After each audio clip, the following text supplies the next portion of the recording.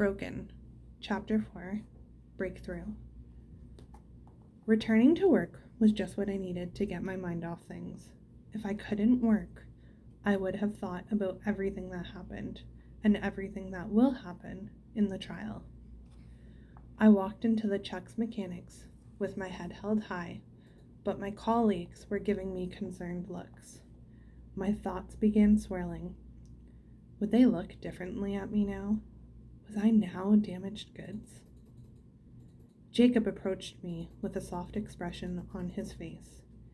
It was nice to see someone I knew who didn't look at me like I was completely useless.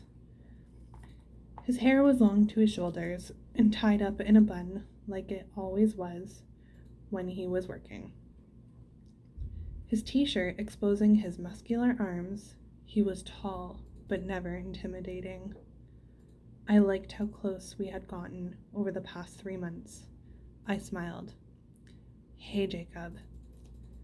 Hey, Lena. I'm sorry about Joe and Mike. They are concerned about you, he replied sincerely. What do you mean? They can see I'm fine, I retorted. He looked down and then back at my face. Lena, they heard Officer Jameson yell for help and an ambulance show up. It was only when they saw you carted off in an ambulance did they realize something bad happened. When I came back to work, they started asking questions about what happened, and I told them you were healing, but in a coma. They were worried for you. Technically, you have only been awake for a little over a week. You really should be resting and trying to get back to normal before working, he explained. I knew he was just looking out for what's best for me, but I couldn't help but feel criticized for how I wanted to heal. Look, I'm sorry they had to see all that, but I'm fine. My stitches are out and I'm trying to keep my mind off things. He nodded slightly. I can understand that. Curtis is going to trial, I hear. He is, I replied. I hope he goes to jail for a long time, he said coldly. His eyes began to darken. I slightly touched his arm to bring him back. He will, because I will be testifying against him, and with my testimony, he won't see the light of day for 10 or so years, guaranteed. His mouth gaped open in shock. Are you serious? Yes. I was the one he attacked. I'm going to be the one to put him away. His expression was a mixture of understanding, yet worried. I just didn't think you would ever have to see him again, and then have to face in court, he trailed off. I smirked at his protective-like state. It's okay, Jacob. I will be fine. I mean, I don't want to do it, but if it gets him to stay in jail for plenty of years and I get some peace, it's worth it, I explained. Chuck emerged out of the office and embraced me. Lena, I am so glad you are doing better now. When Jacob told me what happened, I couldn't believe it. I shared in the embrace, and when I pulled away, he looked a bit concerned. I smiled. I am fine, Chuck. I don't know how many times I can say that to people before they actually believe it.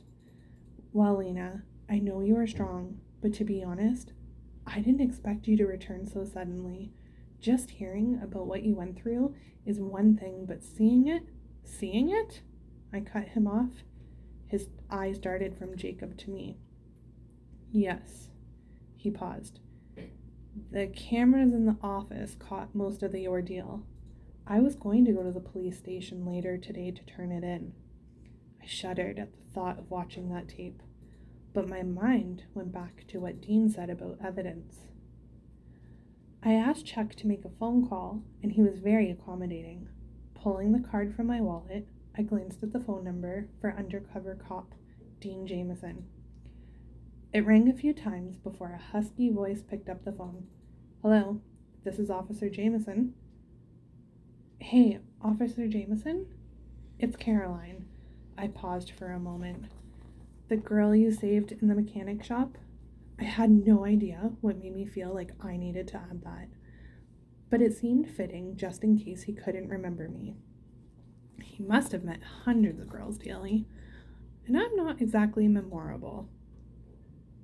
My blonde hair was mid-back length, which was common around Brooklyn. I am also average height and average weight, so I don't stand out. The only thing that is semi-unique about me is my eyes. They are hazel that when they shine in the sun, they give off almost a flower pattern in my iris. So, like I said, I'm not exactly memorable. I remember you, Caroline, Dean replied. Well, at least he remembered me. That's a start. I have some information that might interest you, I replied. And what information might you have? I paused for a moment, thinking back to Chuck telling me about the office footage. There's a tape. A tape? A tape of what? He asked, confused. A tape of Curtis attacking me in the mechanic office. Chuck has it in his office and said he was going to submit it to the police later today. I finished. A small escaped his lips like he was processing the information I had just given him. Tell him not to give the tape to anyone. I would like to see it for myself first, then I could give it to my department. Is there any way we can meet up and you could give it to me? I think it could really benefit your case in court against Curtis, he replied. Of course, I think I can get it off to Chuck. Where would you like to meet? There's a coffee shop downtown called Java Rush. Can you meet me there later tonight around 7? He asked. Sure, I will see you then. After the conversation with Dean, I talked to Chuck, who was a bit concerned about giving it to me, but when I mentioned I would be giving it to Dean, he agreed. I slipped the USB into my car for later and carried on with my work. I finished working on a car a client brought in and put away the rest of the inventory. While passing by the office, I decided I would use the computer. I browsed past the inventory list and then our order list. One order had not been confirmed, but the items were still in the cart: a distributor cap and a spark plug for a 1961 Lincoln Continental. Well, it looks like Dean will get these 2 parts after all. I finished checking out and received a receipt with a 1 to 2 week wait time for delivery. Well, he waited this long. Are you doing anything later? Jacob asked, wiping the sweat from his forehead with his arm. His hands were full of grease from changing the oil on an older gentleman's car. It seems he forgot about the oil needing to be changed for almost 2 months, causing it to be a huge mess for Jacob. Yeah, actually, I'm going to meet Dean. I tried to reply without sounding like I had a crush on the guy. I mean, he was good looking. His muscular build and his dark short hair and blue eyes made him look like a Superman. I honestly couldn't resist. Jacob didn't seem happy, but interested. Who is Dean? Officer Jameson. Oh, he said, realizing who I was speaking about. I didn't know his name was Dean. You are on an informal basis, are you? His voice had hints of jealousy. I couldn't help but smile. Jacob had an interest in me when I first moved to Brooklyn and started working at Chuck's. It was only when I started talking a little bit about my past, he decided it would be best to be friends. I wasn't ready for a relationship, nor did I think I could handle dating. Now, seeing Dean, I'm not so sure anymore. I doubt he would feel the same about me. I am just some girl he saved while doing his job. But then again, why did he see me all the time in the hospital if that was the case? I pushed Jacob by his arm as a joke and headed towards my car. I wasn't going to elaborate any further because I didn't want to make Jacob more jealous than he already was. A text came in from my father a little while after I had arrived home. Sorry we could not say goodbye. Had to head back home. Well, that explains why they didn't stop by Chuck's to see me. They had already headed back to Telluride. That's okay. How is Mum? It took a few minutes before another text came in. Fine. Still mad. We will see you soon and call sometime this week. Love you. It seems like my parents were still mad at each other. I hated it. But in all honesty, She shouldn't have hidden our conversation about Curtis like that. My father is a lawyer with connections, and he has the right to know these types of things. The mail sitting on the counter needed to be sorted through for bills, ads, and important documents, since I hadn't had the chance to do it this morning. My parents had been getting my mail from my mailbox for me since they lived here during my hospital stay. One envelope stood out from the rest. Dr. A. Richards. I didn't know anyone by that name.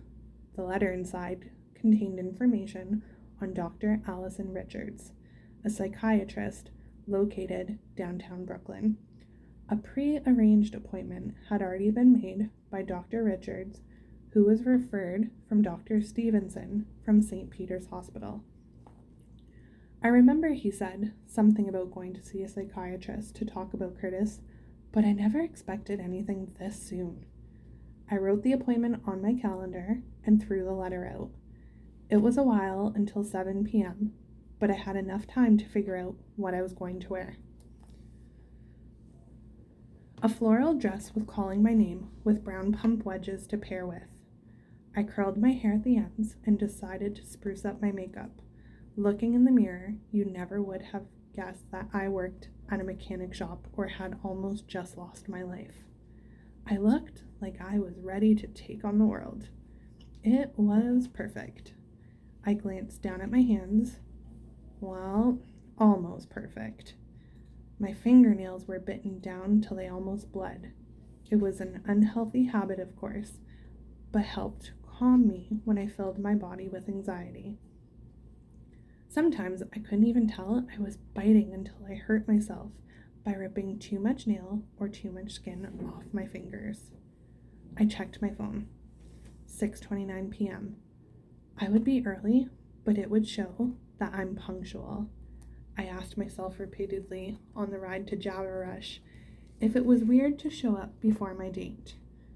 Could I even call this a date? No, I guess not. This was to talk about the footage and possibly the trial. Both conversations I wasn't looking forward to.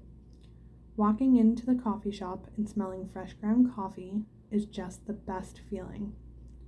I took a deep breath and inhaled all the coffee smell I could before I sat down and waited for Dean.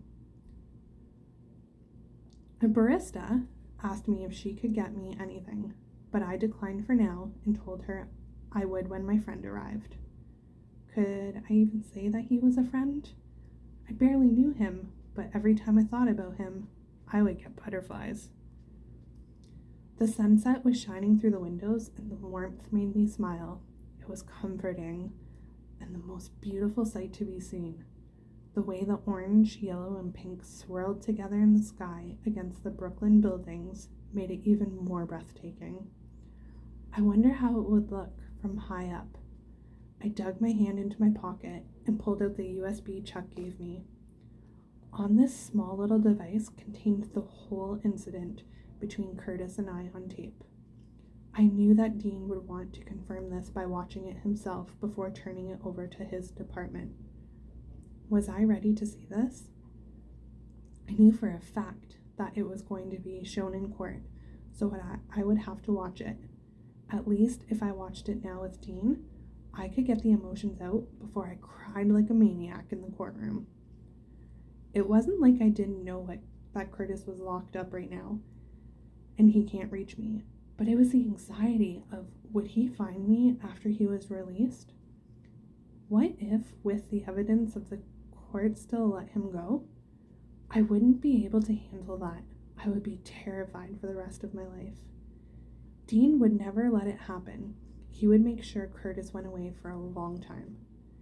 Anxiety filled me again as my thoughts began to swirl with more doubt and more questions than I had answers for. It was only when I made a small yelp escaped my lips did I realize my finger was bleeding. Chewing my fingers was a bad habit, and like I said, sometimes I didn't even know I was chewing until I hurt myself. I sighed and grabbed napkins to hold against my finger to stop the bleeding. As I looked up, I saw the handsome undercover officer that I remembered in the mechanic shop. his dark hair perfect in every way and blue eyes illuminating in the sun. His casual wear made him even more irresistible. Red plaid long-sleeve button-up shirt, black leather jacket over top, jeans, and black casual dress shoes that looked to be made of suede. He crossed the road with a laptop bag slung over his shoulder, heading for the Java Rush entrance. He glanced around, his eyes meeting mine, and gave me a small smile, which made my heart flutter just a little, as I'm sure it did to a few other women sitting nearby. I took a deep breath to calm my nerves. Here we go, I thought.